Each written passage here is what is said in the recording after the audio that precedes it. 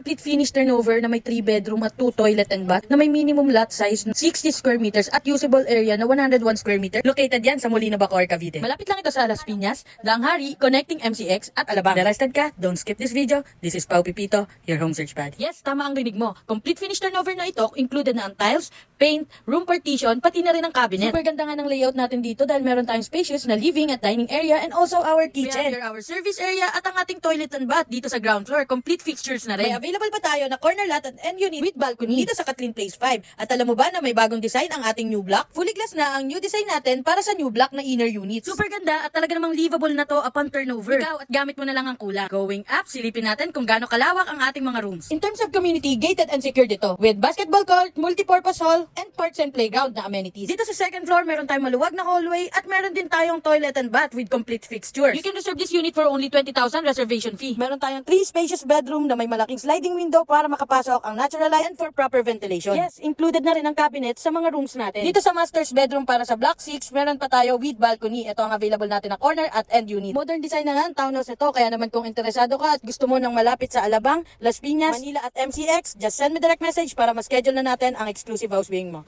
Bye-bye!